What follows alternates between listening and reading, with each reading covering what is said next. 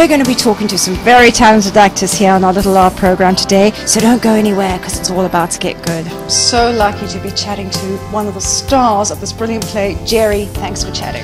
It's a pleasure to be here. Well, there's only three of us, so... Oh, but still, you're all stars now. Yeah, we are all stars because it's a three-hander, yes. It's so exciting to be on set. This is where we are. We are actually on our set, which is supposed to be, obviously it's a surreal set, but it represents the Garden of Eden or paradise, but basically this bushland retreat.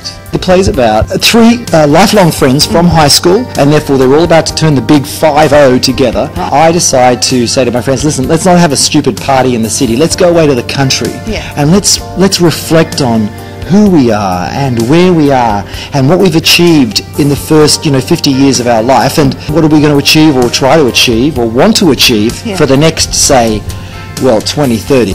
My passion lies in theatre because at 15 I didn't fall in love with television, I fell in love with theatre. That's what made me want to become a professional actor. But I did do a lot of TV when I also first started out because I was young. I came fourth in the finals of a show called Pot of Gold, and Channel 9, I think it was, they somehow organised me 6 weeks on the show called The Young Doctors, and that was my first professional acting role. Theatre is for people who basically want to play cowboys and Indians and doctors and nurses for the rest of their life. You don't want to grow up. They want to play dress up and they want to be paid for it.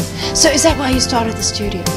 I started Zebra Studios because it's very hard to find good rehearsal space in Sydney. I found this warehouse and renovated it, made it a really nice, clean, professional rehearsal space for actors. Specifically what I do now is a thing called corporate training. Do you know, that's like kind of this nebulous word for, you go into companies and you basically teach normal, healthy, well-adjusted business people how to not get nervous when standing up delivering business presentations to staff or clients. Because they suffer from what we suffer from all our lives as actors. How do you go on stage and not be nervous? Nerves can come from anything. A, if you don't know your lines well enough. Second thing is everybody wants to be liked and everybody wants to be right.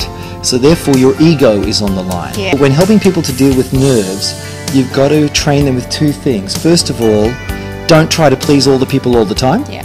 And trust yourself and know yourself. Don't get so wound up in this life and being successful in this life and everything has to be perfect, and just know who you are. That's amazing. Sit within yourself. Be comfortable within yourself. If I was going to share with you a tip for people who do suffer from nerves or anxiety, like because they do public speaking, is 10-15 minutes before you have to get up and do what you have to do, you should just sit quietly in a chair. This isn't beer, by the way, this is water. And this is water too. Sit quietly in a chair, just close your eyes and just a couple of long, slow, deep breaths. And you don't even have to close your eyes, because meditation is just about quietening yourself and dispelling the white noise that's around us all the time. Well, this has been such a treat. Thank you so much, Gerry. It's a pleasure. Congratulations and good luck with the rest of the run. Thank you. And of course you'll meet some of the other actors in a minute. Absolutely, in a minute. And it's the King Street Theatre in Newtown, guys. Come and check out this brilliant play, and we'll see you in a tick. I'm here with the brilliant writer of this incredible play, Steve. Thank you for joining us. It's a pleasure. Now tell us a bit about Leaves, the play, because you actually wrote it and you star in it. Oh, we wouldn't say star, I mean it was one of the three actors. So once I had the characters in my head, the characters tend to start to write themselves and their issues, and so it just helps. Do they sort of take over characters? Oh yeah, well if you're a writer, yes, you sort of tend to hear the voices, and I don't mean those sort of voices, I mean... In a good way? I mean character voices, like, you might go shopping and you think, oh that's a good line, and you put that in, or you think, oh that's a bad line, it's got to go. And technically you can't have too many actors or it'll cost too much money. As a fan, it's not good to have a dog on stage. The setting is difficult because a naturalistic setting like ours is very difficult to render naturally. To get trees and grass, it's expensive, so you've got to consider all those things. But as to the art to it, it's hard to say. You have an inspiration, what inspires you? You've got to get some sort of idea that comes from somewhere. You studied as an actor? But not formally, no. But I got an agent in about 1989 as to doing lots of TV commercials. Well, it's great to do them because they're like the bread and butter of the industry. So what do you prefer doing? Do you prefer writing or acting? Writing is great because you can work by yourself. You can work alone. You've got nobody telling you what to do. It's great because you can do your own hours and use your own inspirations and thoughts. Acting is, you get more immediate recognition.